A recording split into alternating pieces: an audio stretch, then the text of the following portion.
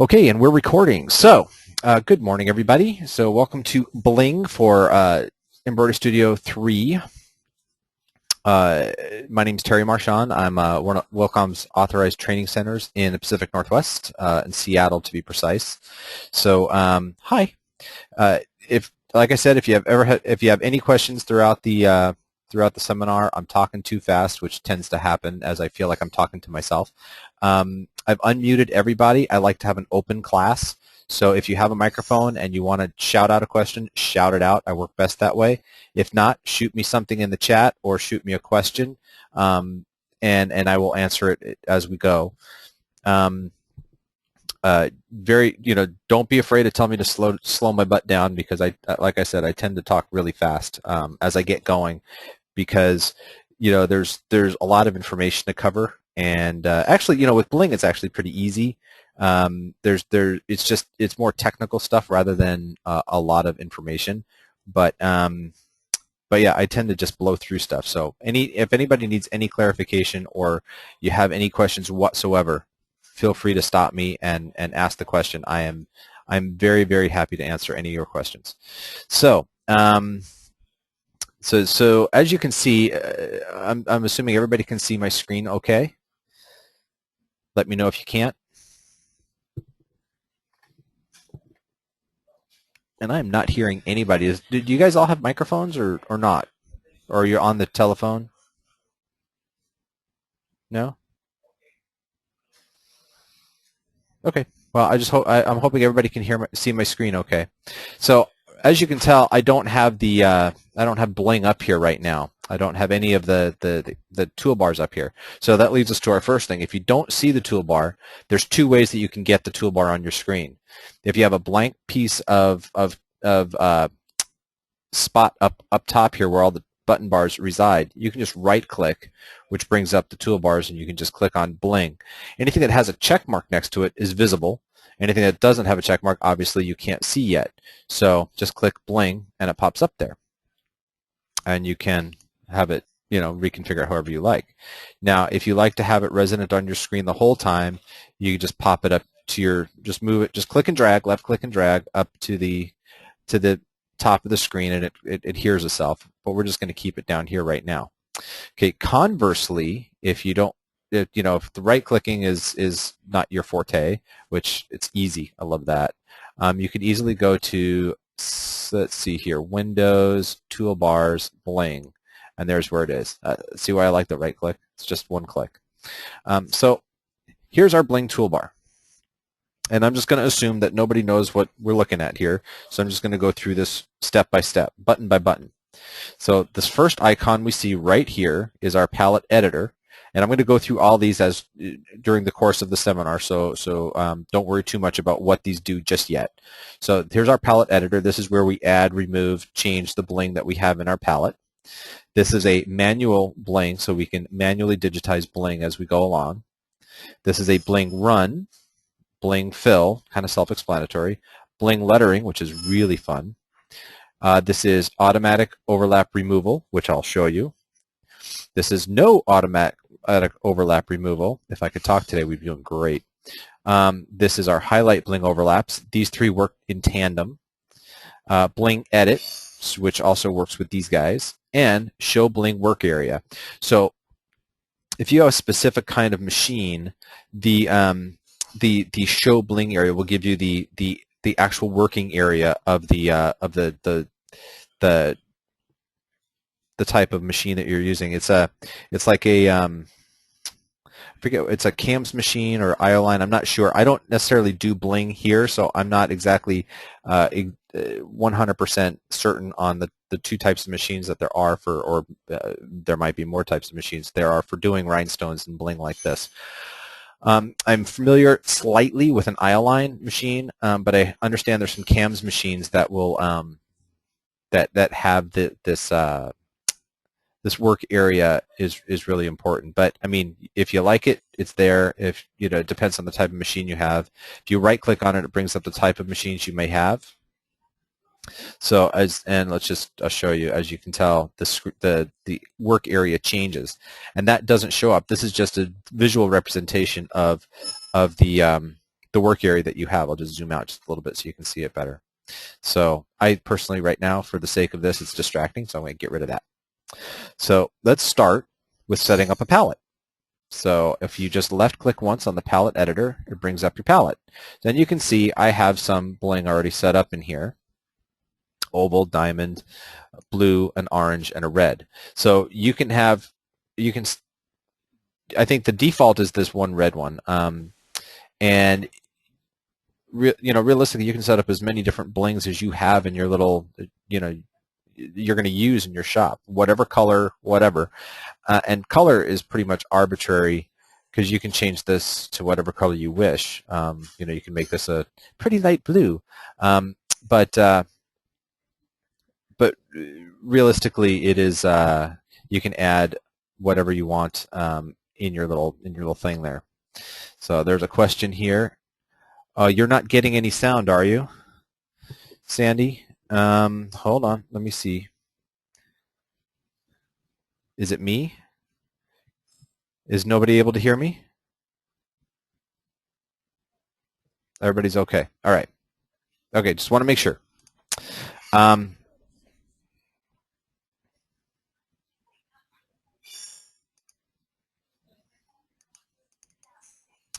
Okay, so moving on. So in the palette editor, again, you can add whatever. If we're going to add one more, we can add another bling here. Say this one, and you can make it whatever shape that is available here. Let's use a star, and these are the two sizes available for star. For round, it has all the popular sizes in here, plus a few you probably will never use.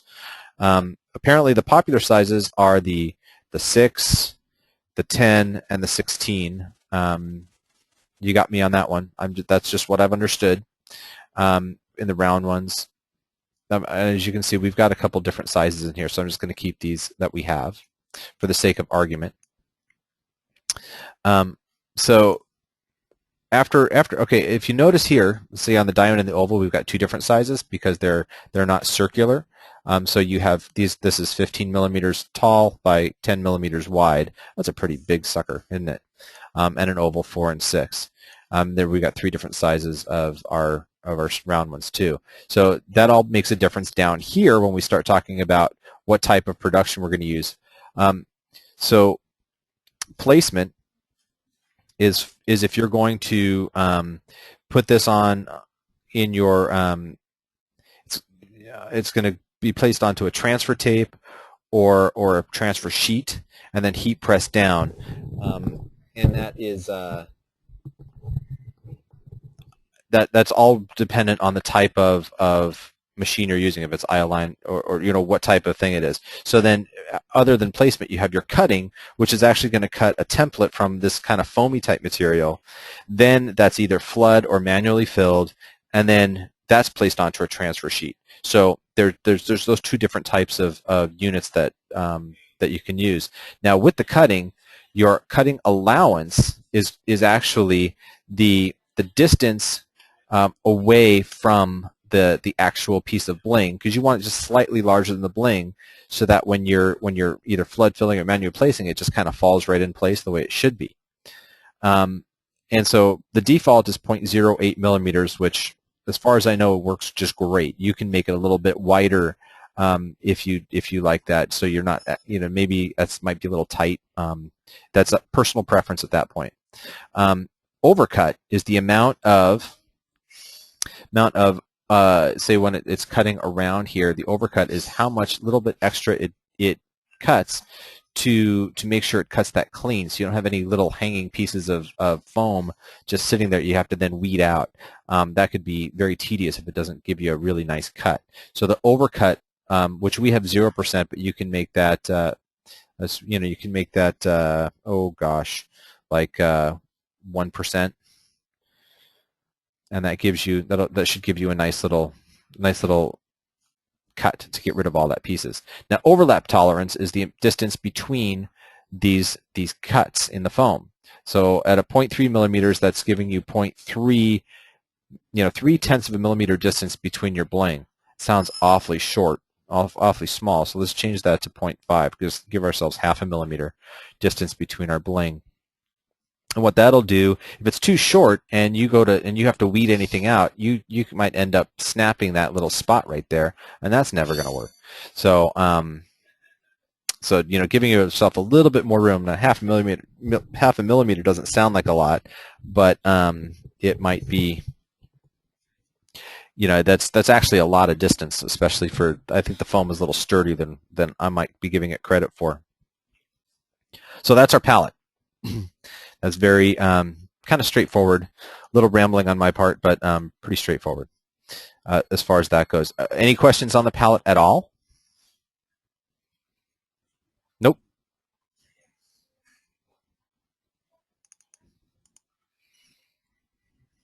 Okay, I'm going to go ahead and move on.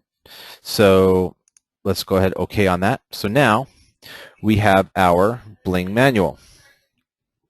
So Bling Manual is just what it says. You are manually placing your bling just like this. Just one click, one bling, and let's zoom in so you can now see how pretty that looks.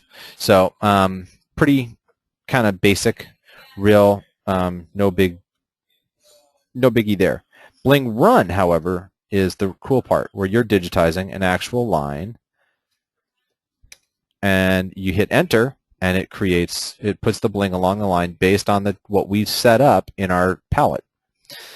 Now, if you go to your object properties, you can see Bling Run spacing is 1 millimeter. Now we can change that here. Let's make that.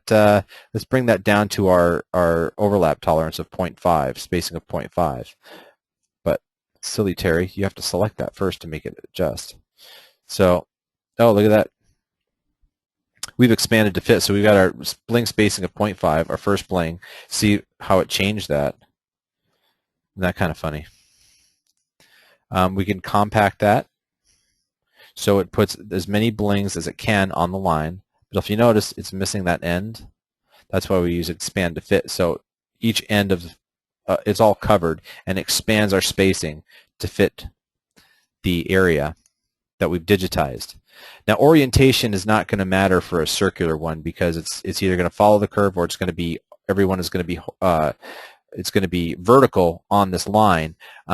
For a circular one, obviously that doesn't matter because it's an even size. Where these are going to be a little bit more important is when we start doing fills, and I'll show you that. So Bling Run, that's basically is Bling Run for you. So let's do a Bling Fill. So Bling Fill, we create shape, enter, and it fills it. So the thing with this, though, is you notice that it looks a little irregular, doesn't it? So if we go, we can go follow our outlines. Oops, got to select my shape first. Now what that does is that puts it more out on the outlines. Of course, if this was a perfect shape, it would look better. So that looks a little bit more even.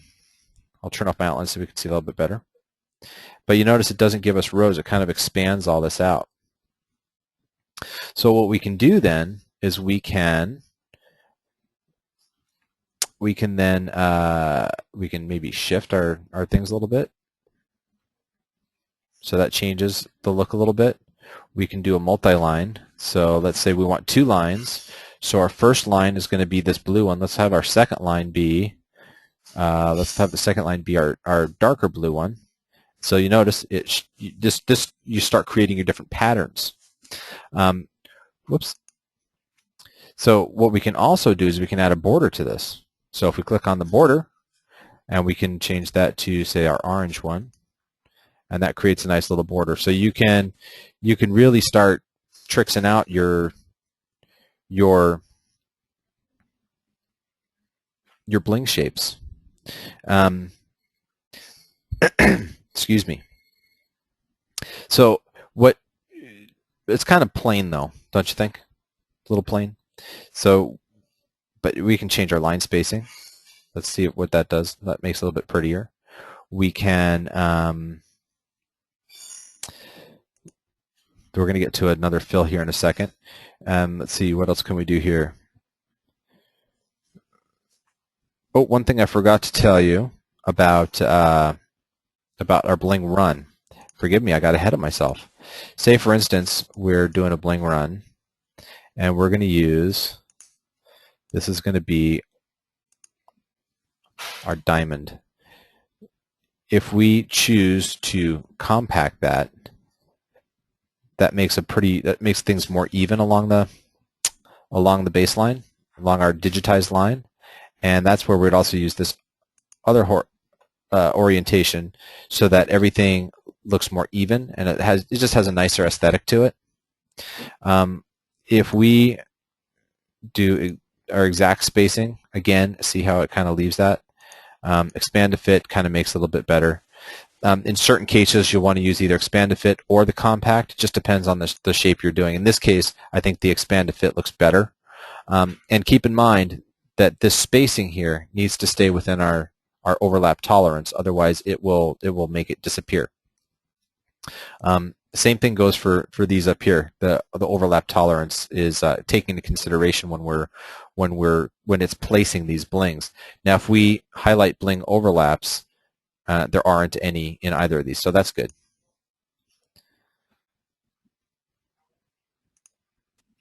Okay, so let's move on to one thing about people who are using EmbroideryStudio. If you guys are using EmbroideryStudio at all, before you convert a vector, before you bring it in a vector design, you have to convert the vector to an object. Let me illustrate that first. So let me get rid of these. So this is a great tool for those EmbroideryStudio users. So we are going to switch over to our CorelDRAW graphics, which is where you import any of your vector stuff. La la la la la la la. My computer's deciding to be slow. Here we go. Okay, so let's just create a vector shape. We'll create a vector circle. Let's make it a true circle, shall we? Okay. So with this, we're going to select it and convert. So that's created our vector line. So now that we can now take that and Bling Run Auto. Simple as that. Same thing works with fills. So let's undo this. Let's go back to CorelDRAW graphics. We'll delete that. Oh, we can't delete that. Let's create a new shape. Let's create a square this time. Square. And now this one we're going to fill. Just make it red. That's fine. And we're going to have no outline on it. So now that, select that, convert. That converts to a block. And now we can change that to vector fill. This one we could probably change it to the fill as well. But it has to be an converted embroidered shape first in EmbroideryStudio before you can then convert it to your Bling Fill. And then you use that just like we were showing with the object properties, and you can change it however you want. So let's go back. Let's get rid of our little square here. Delete the square. Now we have our Bling circle here. And let's go to the Bling column contour fill. Now what that does is that gives us this nice little, gives us concentric rings of bling in the shape. Works great for circles. If we go back, if we do a square, just to show you real quick what that looks like. I should have kept my little square up here. And if we do that as a Bling fill and contour fill, looks kind of wonky, doesn't it? That one you're going to want to use the contour, the column fill instead of the contour fill. Let's go back to this one. So with this one, the contour fill works pretty much the same thing. You can have simple like this, just one color, but maybe you're going to want more than one color in here. We can go multi-line, so 2 lines, and if we make our second line our dark blue, you see what it does here, where it does the every other line, which is kind of neat. I'm just going to keep that resident while we're playing with this. So say you want a 3rd line. What does that do to us? So let's make our line 3. Let's make this our orange. And as you see, every line 1, 2, 3, 1, 2, 3, 1, 2, 3, 1, 2, and that looks kind of cool now. So say for instance now that we want to add a line to this, because this is kind of nice, looks kind of like a mosaic, but now we can add a line. We can just digitize a Bling line, and let's make this our ovals. This is probably going to look really hideous, but let's just do this. Enter. You notice how it separated out? It got rid of the overlapping bling in that line. So that's kind of neat, the way it does that automatically for us. So you can really start tricksing out your bling fills here. It's really your options are only limited by what you have in your little stock of blings and your imagination, because the computer allows you to do pretty much everything. Now let me see if we can. Let's talk a little bit about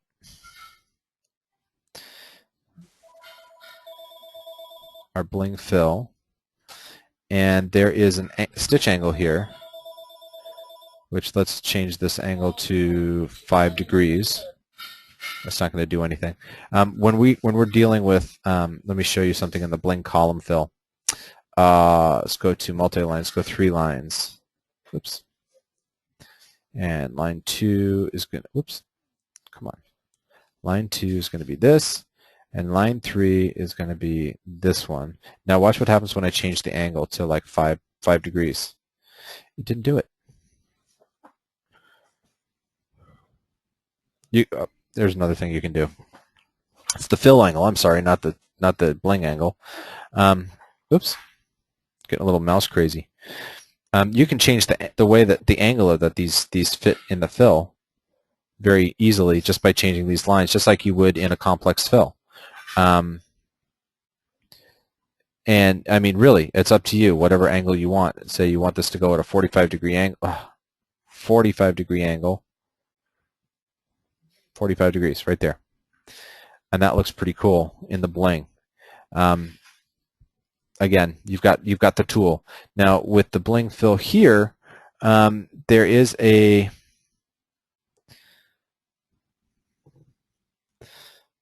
maybe it's not the contour fill. There's a oh god darn it, I just lost it.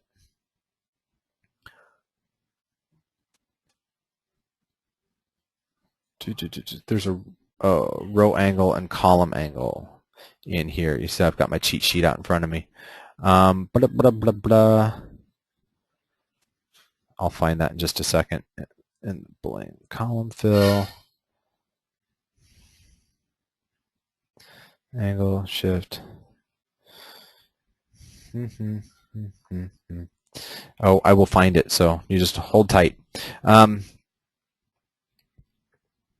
That's the long and short, though, of doing your contour and your column fills. They're pretty cool. It gives you a lot of options. You can in here you can change your row angle and your column angle. So what happens is like you know, and it's in the column fill. You can change your fill angle, but then there's with the multiple. Oh, it has to be with the multiple lines. That's probably why. Let's go make that 3, 2. Bear with me here while I fix my confusion. There is a angle of 5, shift 25. That doesn't do much. That's how that blings. The shift, just how the blings, they, instead of lining up, they're just offset ever so slightly. You could change your line spacing from 1 millimeter. Let's make that 5 millimeters, so you can spread them out a little bit more. 0.5 millimeter. Again, we have our overlaps. So here's a situation where we have overlaps. Let's play with that just a little bit. You can fix that by changing your spacing. And these overlaps are because of our Bling Run line in here. Let's play with the overlaps just a little bit. So let's create kind of a sharp curved Bling Run line to illustrate this. And whoops, I wanted Bling Run for that. Okay, because we have our Bling overlaps open, here's our one highlighted Bling. Oops, that is showing that it's overlapped. All these that are just outlined are they're a-okay, no problems. But you notice this is touching the one next to it, so this one is getting deleted, so it's not gonna show up for us. So how do we fix that? Well, we can just click on Bling Edit, select that one, and then simply use your nudge keys on your keyboard. Just hit the right arrow a little bit until it shows up. Now that is falling within our Bling tolerance, or overlap tolerance, and that should be just fine now. So if that comes back. So there's how we edit our Bling overlaps. If you don't want to remove the overlaps, so let's go back to where it was hidden before. If you hit no automatic overlap removal, what it does is it puts it in there, but then you're going to have an issue when you start to cut it or place that on your machine. So having that overlap removal there really will make your life a lot easier. So again, select that and then nudge it so that it becomes available again. I feel like I've been very disjointed. Are there any questions so far? Any questions at all so far? Nope. Anybody in the chat? Anybody want to chat with me? No? Okay, so we'll just moving on here. So in a nutshell, that's our how to create stuff. So let's go back to, I'm going to just delete all this stuff now. So let's go back to getting an actual piece of artwork that we can then, let's get rid of that too. I'll get rid of that later. So let's have an actual piece of artwork that we can play with. So let's go to import. So edit. Oh wait, it's file, import. They've changed these menus around. So I have some artwork here that is ready to go. We're just going to use the ATC logo. And place it. Now zoom in. Come on, zoom in. So I'm not going to worry about the lettering just yet. Let's concentrate on these guys. If you'll notice, one thing we have to do is the W. Oh, it is cut out from the background. Well, there you go. Never mind. Before, when I had done this, it wasn't. So I must have fixed that. So let's go ahead and, for the sake of our EmbroideryStudio people, I will go ahead and convert these. Just going to use the fills right at the moment, and we're going to convert. Now, if you're using EmbroideryStudio, you can just flip over to Wilcom and use these as vectors. But EmbroideryStudio doesn't have that option. So we have our fill of our circle. We have a fill of our W, and we're going to create our Bling fills from that. So for the circle part, notice we have a bunch of overlaps. Let's just turn that off right at the moment. So we have our circle, which we're going to do a contour fill, and we're going to make that the orange, which is hideous, but whatever. And that will keep the light blue. Now notice this looks kind of small, doesn't it? Because that, oops. This Bling right now is looking at, well, we're only 3.5 inches. So let's go ahead and just enlarge this whole thing. So watch what happens to the Bling. It recalculates for us, which is really cool. So let's just take this and move it over here so I can show you. If we make it super large, see how it recalculates? It just adds more Bling in here for us. If we make it smaller, you don't have to redo it all. It redoes it for us, which is really kind of cool. So let's bring this back over here. And so I'm not sure if I like the way that's filling in there. Let's go back to the column fill on that one. and we're still going to make that one the orange, so that looks a little bit better. And we can add a border to that, and we'll keep the border in the light blue, and you'll notice we have some overlaps that were removed.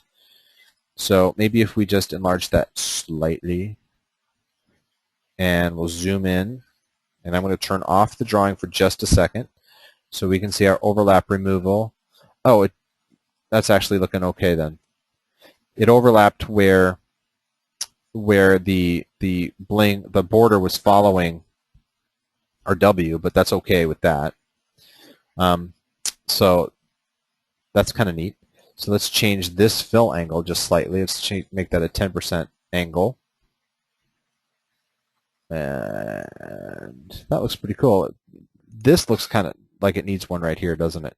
So we can actually manually place an orange bling right there. And it shows up, so that's good. How about one right? Nah, that's going to overlap. This probably can use one right there. Maybe one right there.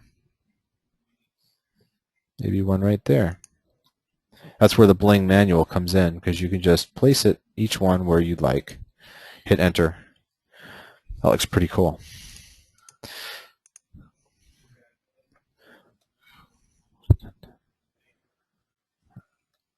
And so Diana has a question here. When I use a 10 stone, I have to use a 13 for the holes to fit. Can you change the size I need in the 10 and save it so I can click a 10 stone and have it the size 13? I'm assuming you're talking about the size 10 rhinestone, and you have to use a 13 for the holes to fit. That sounds like you can change those settings in your palette editor here for the cutting allowance. Correct me if I'm wrong here, but it sounds like you're saying that if you want to use a 10 stone, you actually have to use a 13 stone because the hole is cutting too big. Is that right?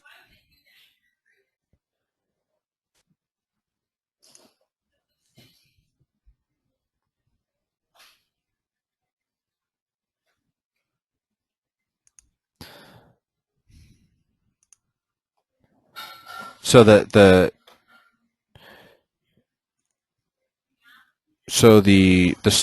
hole is too small, or the stone is too small for the size hole? I'm sorry, I'm not understanding.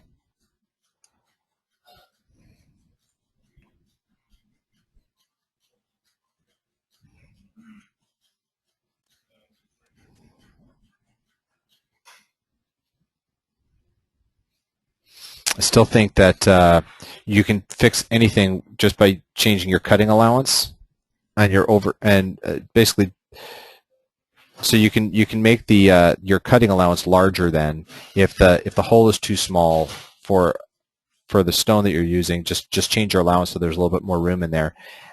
And that's there's no real setting if the size of the stone is say 10 millimeters.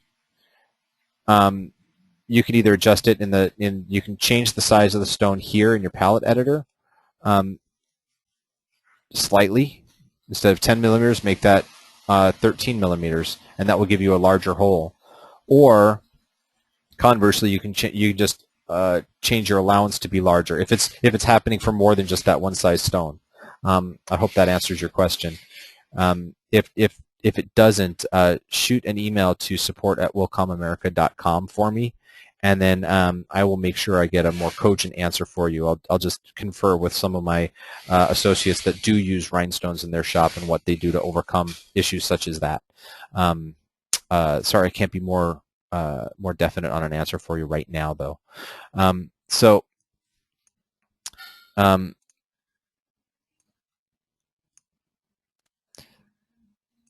are we cool? Any other questions?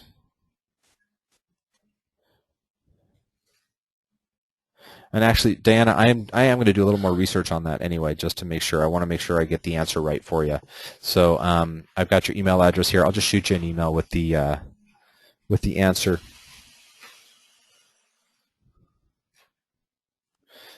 So, any other questions at all so far?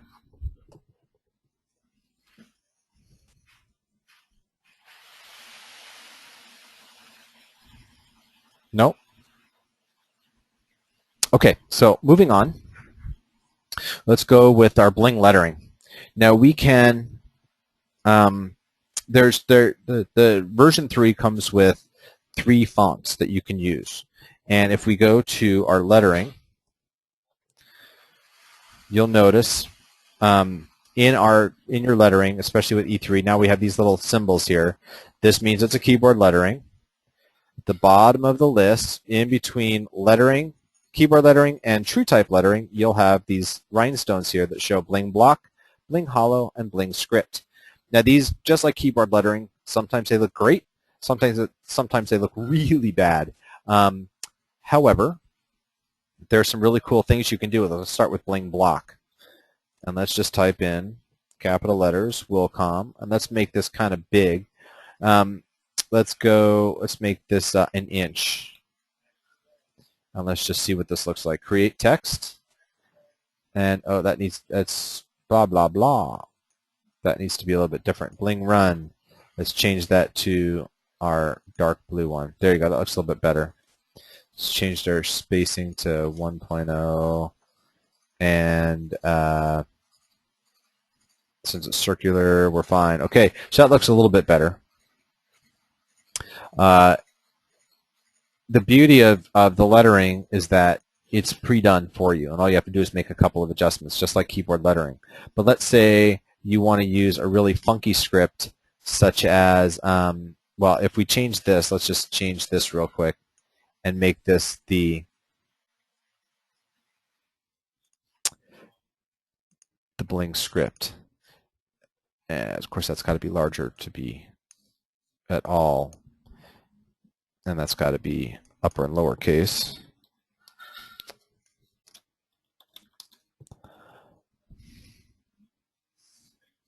Turn you off.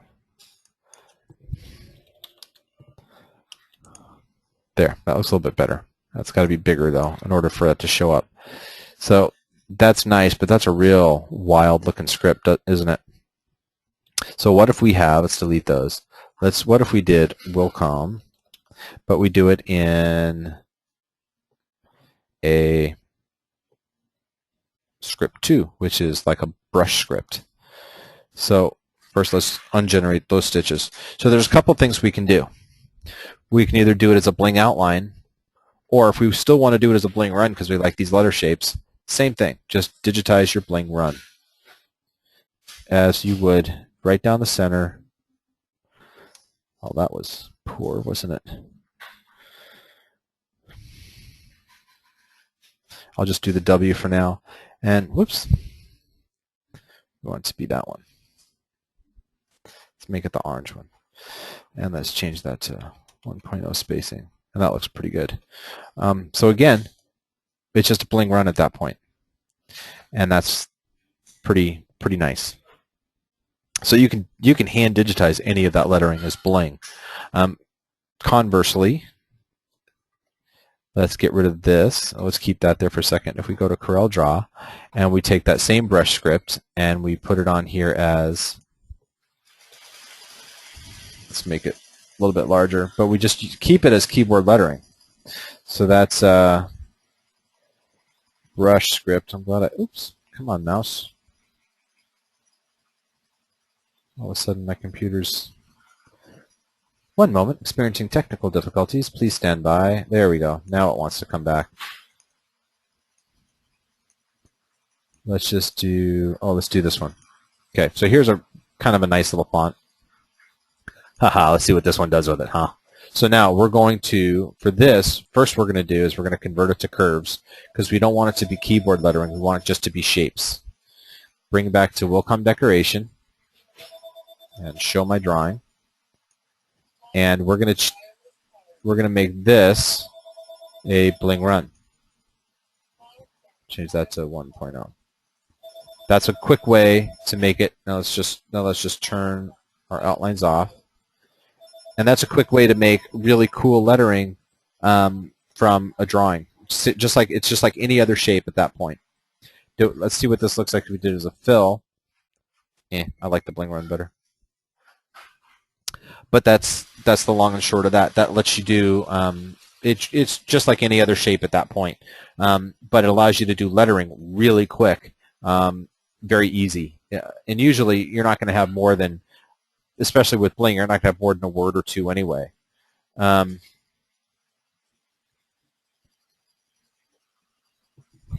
So we've gone through our fills, runs, the lettering. Now let's talk to what do we do after we have it all set up and we're ready to export this to our cutters. We have this cool little feature called File, Export Multi-Decoration Files. Now you have the print file, which is going to be CorelDRAW, which we're not going to need. It's the current design, Bling, and this is whatever format that your cutter is going to read. It's either going to be a DXF file, it might read an EPS file, it might read a plotter file, PLT. That depends on the type of cutter and machine you're using for that. Different colors are going to need multiple files. From what I understand, multiple sizes of Bling can export to the same file, but multiple colors export one color per file, just so you know. And where you export to, you can have an actual a specific folder that you like to export your PLT files to, or your cutting files to, and whatever you're going to name it. So unique names so that you're not overwriting your files all the time. And there you go. And the rest is just has to do with your heat press and your cutter. And really, that's it when it comes to Bling. Any questions at all? Is this clear as mud? We're cool? If you have, that's great. If no questions right now, I'm sure you're going to have a few when you start playing with this because invariably that happens. Oh, Sharon's got a question. I did a good job. Aw, you're a sweetheart. Here I felt I was rambling. Thank you very much for that. If you do have any questions as you're playing with this at all, feel free to email me. You can email me either at support@wilcomamerica.com or I'll give you my work email, which is terry@dmgllc.net, and I'm going to go ahead and type that in the chat here, so everybody check that out. And you can easily email me there about anything that we've talked about in this class, and I'll answer the questions as quickly as I can. Diana, I am going to get back to you on the cutting size versus size of the Bling issue that you're having, and I'll make sure that I get an answer to you hopefully sometime today. If not, it'll be tomorrow. I got to call my buddy that he does rhinestones all the time and see if he's had this problem. Thank you guys for attending. I got to get ready. I got another class come up in about 15 minutes, so I will. I'll be available for you through email for as long as you need for anything to do with Bling. And feel free to come back to take a look at the other classes that we have here that Wilcom gives, because there's some really great information that we're giving out, and the classes are just fun, to be quite honest. So thank you for joining me today, and hopefully I'll see you at another class. Bye.